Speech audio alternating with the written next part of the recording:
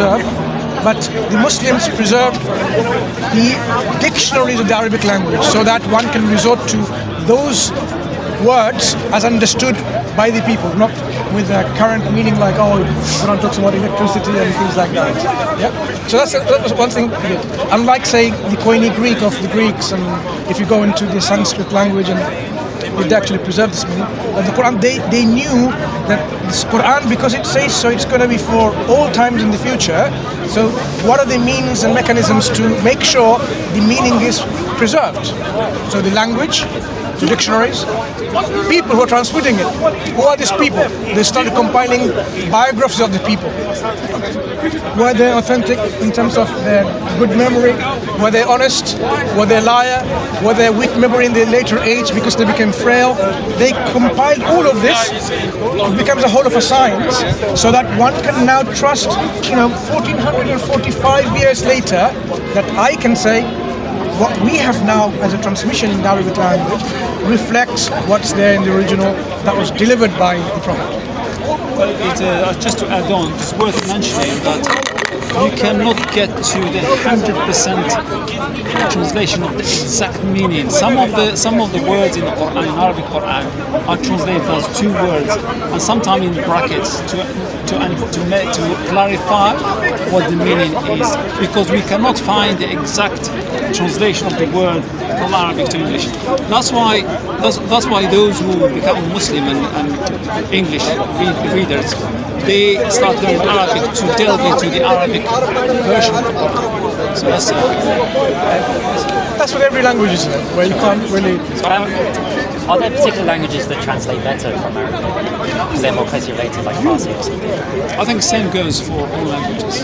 So all translations are of equal accuracy. All translations are deficient. Deficient, yeah, but they're all equally deficient. But in terms of all translations, some would be more deficient than the others, depending on how far they are from the Arabic. No, so I agree with your point there. So if it's like Urdu and Farsi and others, where there's a lot of Arabic words in part of their vocabulary, their language. Yeah. So because of this common context they have in the linguistic backdrop, it will be much more easier and clearer in terms of what they're translating. But translating that into English, for example, a foreign language to Arabic, if you compare that to a Farsi or other translation. But of course now we've moved on to we're translating with the meaning of the text. So you'll have the translation clearly saying this is not a word for word, but this is actually the meaning understood from the text. English translation of the meaning, someone will say. So someone will have brackets, as you said, to explain, okay, this is what it means, even though the word is not there, but this is what it means. It's referring to this prophet, not to everyone. And says, oh, say. Now, who is this command? Like, to give you an example at the end, this might have it or not. So some of the surahs starts with like, say. Now, say is a command of English language. Now, who is it commanded to say? Is it like, say, all of you, or say specifically the Prophet? The Arabic language tells you because of the form. If it's qul or qulu, right? So some translation might have in brackets, say, oh Muhammad, sallallahu alaihi wasallam, meaning you are commanded to tell them. Yeah? So that's why the brackets and other things comes into play. Yes. How far are you from reading this? I've read bits and pieces, like I haven't read like the whole thing, because I find it quite difficult to read, like the way it's written. It's a little strange for me. Are you reading it from? Sorry. Are you reading it from a agnostic point of view, or? Well, I have a copy, like I said. I have a copy, and also I check out a lot of people on like YouTube. Check out sfdawah. I think I've seen you on that before. sfdawah. If you come here, we'll be seeing you. Right. Yeah, I don't live in London. No, that's what it is. Yeah. sfdawah. Yeah. I've been to their channels. Are you Hashim? No. Oh. Hashim is here. If you willing to meet him, yeah. Do you have YouTube channel? So what do you think about what you just read up to now? Any point that you would like to discuss? Or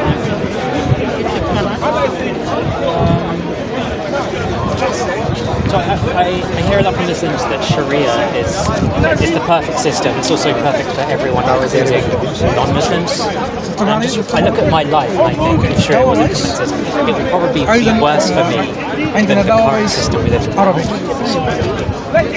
Sharia, when it comes to how do we understand Sharia? Sharia is basically the laws that are given from Allah in the Quran to the believers, to the people believing God. A literal word of kafir, what does it mean in Arabic? A kafir means someone who hides something from the truth. Yeah. So basically, you can see the universe, how it's been created. You can see things being created so perfectly, and you can see that everything in this universe is contingent. Everything depends on something, and we don't know who depends on. So you can see that at some point someone has to. Everything depends on him, and we say that that entity is the creator, Allah, who has created the universe, created humans, and provide for them. And it does make sense in terms of scientifically, mathematically, philosophically, all points to a creator. You can see galaxies, you can see the sun at a specific point in the sky, a certain distance. Doesn't go far, doesn't go close. Where those laws came from? I mean, that's a kind of presumptuous question that there is a sort of why to begin with, because there might not be a why of everything. It might just be. Yeah, but it requires explanation. Well, no, does it? Why not? Well, why? I mean, you need it to because you have your religion that tells you everything, and you have to believe that. So, okay. But I don't have that, so I don't necessarily need a why. Okay. So. But the point is that how do you decide? Do you have any criteria? Where should we stop in terms of asking why? You can. So as much as you want. if someone says in the cave that I do not need to know anything, or someone try to, when we're saying that you should be civilized and you should learn things of life, and then he said that why I should learn that, why I should do. Well, sure. I mean, it depends. Then on your philosophy. how will you respond or try to pursue them in terms of knowledge and civilization or morality? If you cut off the why question there, they can use the same argument of yours of rejecting why. Well, I am afraid that will create problem in terms of civilization. We cannot reason or progress in civilization. In knowledge, in any branch of knowledge, if we arbitrarily stop the question why. Well, I'm If not it's saying not justified, we should stop. Yeah. But I'm saying we all have our different philosophies. Like, Sure. obviously your religion gives you your philosophy to life. I don't have that, so I don't pursue why as much as like how. I'm not saying I'm right and you're wrong doing that. But No, it's just, we're trying to understand that's your perception. what is in your philosophy, which consistently says that why should be somewhere not applicable. No, the good question we need to ask is, what would you say in the following questions? Where did you come from? What are you doing here? And where are you going? so like things like where do you come from? I would go to the sort of naturalistic explanations like my parents and their parents and their parents, right? And there comes a certain point where we don't know. where the That's what I would say. first parent has to have an explanation where it comes from. Well, Because there's there's no infinity. Well, I'm not some physics nerd or anything, so I can't really comment on that. That's okay. In the sense that's honest. Everything we should not know. I understand, like the infinite progress is an argument you use to go. There must be a beginning, therefore Exactly. Yeah. the universe has a beginning, therefore God or whatever. I understand that. I don't find that convincing personally. But can you explain about your philosophical position that you are saying that in terms of our philosophical position that we have the validity of question or the importance of the question why, and then in your understanding that maybe why should not have a place at certain questions, certain limit. So I'm trying to understand why are you cutting off that why when you are asking because he you are happy with what you have at the moment, and you don't need to ask any questions because the life you're living is just about enough for you, and you're happy. That's what you're. I think why questions are difficult because, again, they're sort of philosophical rather than like a logical question, really. You know. But do you think is more it's more rational to ask why? Because there will come a point where we are finite entities. We will die one day. Sure. And then after death, there's a question mark. If some people are saying there's about 2 billion people are saying after death there is judgment, and some people, atheists, are saying no, we don't know what happened. Will it make more sense for you to actually try to understand what could be after death? What could be? Well, is there any sort of experiment we can do to find out? Rather than relying on a religion, is there any sort of test we can do? Currently, there isn't anything. Experiment will not explain experiment will not explain something which is abnormal, which is metaphysics, which is outside the physical world. God, afterlife, and everything is outside of reality, outside of time and space. Yeah, so we cannot true. bring science to explain the outside. I find like metaphysical explanations are kind of useless because to me it's like it can just be whatever you want it to be. It doesn't have to obey any rules or laws. So you can just make it up to explain things. I think that's what that's good point. religions have done over the that's good point. thousands of If you years, say metaphysical, including that's good point.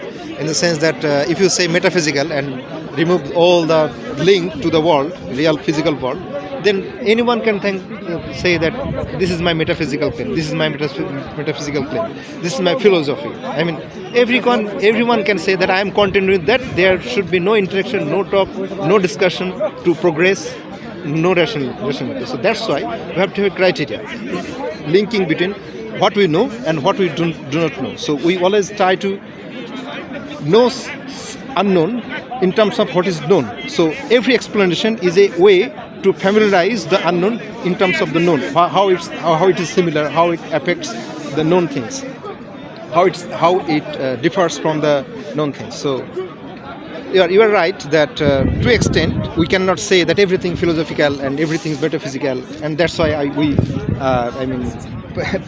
pull those things under the rug and say that we are contented with that. So that's why our approach should be, we should have a criteria like that. Even if philosophy, science and metaphysics all agree about consistency, coherence, this is the principle. Whenever we try to know the unknowns, we apply the rule of consistency and coherence and try to link those unknown things in terms of what we know, what we verify. This minimum criteria we should have, even in philosophy. That's why I was trying to understand that when you stop the question why, is it like coherent approach, consistent approach to your other aspects of this philosophy? Or no, the question why is only stopped when it comes to metaphysics and the outside world. When it comes to science and physical world, we have to apply the why. Otherwise, there will be no scientific creation, inventions and advances and everything. It's more how, isn't it? How and why? The experience is I guess why. you can say why and how. They're sort of interchangeable, I guess. Why and how? But being strictly on the definitions, I consider why is sort of a purpose. It's about purpose rather than why does this technology work. Yeah. You would probably answer that, well, it has electrons and it's got circuit boards and whatever. But that's the how, really. It's not the why. Yeah, so you see, there is a kind of difference. That's how I'm differentiating those two words. Yeah, so why question comes? Why does the question of why come into the picture? Because we see things are not permanent. It's changing, it's dependent, it is contingent. That's why we ask for that. It could have been otherwise, but I see this in this particular form or particular manner. Why is this? So there comes the. Do you mind me asking you, why are you not asking why? Well, sometimes I do, but I realise that it's kind of pointless. Why it is pointless when it comes to God and the afterlife and basically your purpose in life? Like, for example, I give you for example, just a resume of Islam. Can I give you that? Just explain in short what Islam is. Submission to God. Are you going to take me down that? Basically, God has created the universe and decided, based on His wisdom, He created creation called humans, and He created us, and He gave us everything on this earth, and He decided to send messengers and tell those messengers to tell people to recognize the Creator and worship Him. That's basically, in short, what is needed from us based on the Creator. You will say to me, sorry, go ahead. So obviously, from your perspective, because you have your religion telling you why, you have whys. So I accept that. But you made a statement that there has to be an explanation why. That's coming from the other side. You're not starting with your religion that tells you there are whys. You were sort of going, well, we have the universe, why is it here? Therefore, it's God. Do you see what I mean? Maybe it is other way around. Like we had the why question. That's why we searched for an answer. Well, I can't speak for each individual person. I don't know your history. So. Yeah, so that's why we're saying that it's not always religion. If you are born into even in a particular religion, philosophers out of religions, they think about the why question, how question. Even the how question has its part in why, because when you say how, then you have certain components already existing. You know, if we try to know the mechanism, then you have to have something already existing, and then we try to understand the interplay between them. That's why how question comes. Okay. Yeah. So even if within the how question you have to have a why question answered, already you take that why question is already answered or accepted. Like you accept, that's why we say that it's like that, just accept that. But when it happens in the other ways, like that it can be in other ways, other forms, then you why question comes. That's why we're saying that even if the question of asking why, it is not driven by religion. I mean, we are saying that even the philosophers out of religions who went to some jungle or some forest and they in the mountain, they think about this question of life, and that's why from this basic instinct or basic drive within ourselves for the query, knowing what is the issue with this thing, what is the purpose, what is the main thing, everything changing, what is the unchanging thing. So that's why people try to figure out, and that brings the branches of different knowledge. Otherwise, if this drive was not within us, then we could not have progressed. Yeah. The reason of the why, just to give you this one, reason of the why, because from a naturalistic point of view, atheism point of view, even Richard Dawkins, he said they asked him where we come from. He went back all the way back, and then he said there is a cell which all humanity kicked off, and the person says to him, where this cell came Sorry, from? I'm just being emotional. Justifying killing babies. I mean, I have children. Justifying killing babies and infants and children. I mean, what kind of world are we living in? And then God killed babies in the floods. and then he said to him, this cell, there is an extraterrestrial came in and put the cell in. Anyway, what we say this cell that creation started from a naturalistic point of view, this cell is very complicated cell, very complicated. There is a minimum number of genome that need to require to start the cell reproduction and division. A very complex system that must have this question, why this cell, which is so complicated, came about from nowhere, who put it there? That's a big question. So From your point of view, you will say, I don't know, but that's not acceptable. Well, what do you think is not acceptable? It's not acceptable because I don't want to then jump from empirical evidence to philosophy to get an answer. Because if I have a cell phone or an iPhone in the desert, I was walking and found an iPhone there. What would you say? Would you say, I don't care, I don't want to ask why it's there? Well, I don't know. It could be randomness. It could be this. It could be that. I would say, who put it there? I would say, who made these iPhones? It's very logical to ask the question, where did it come from? Why it is there? How did it come about? Who made it? This is a very logical, rational question. You could pursue that and get empirical answers. Couldn't you? You wouldn't have to go, well, it's metaphysical now. The point is that If it leads you to metaphysical, well, be it. So be it. How do you know when to jump from evidence-based explanations to the metaphysical? When the explanation becomes impossible scientifically and physically, when it becomes impossible. What does that mean, become impossible? For example, I'll give you an example. The cell, for it to reproduce, it needs. What's your background? Music? Yeah, I'm not studied in science. Have you done GCSE science? Yeah, like Anyway, 18 years ago. the cell requires ribosome, which is the manufacturing plant of a protein. You can keep talking. I'm going to. Hey, brother, you carry on the discussion. It's getting heated over there. Yeah. Can I ask? I couldn't hear properly. I wanted to learn. I was wondering what the debate was. It's about like. It's about the equation.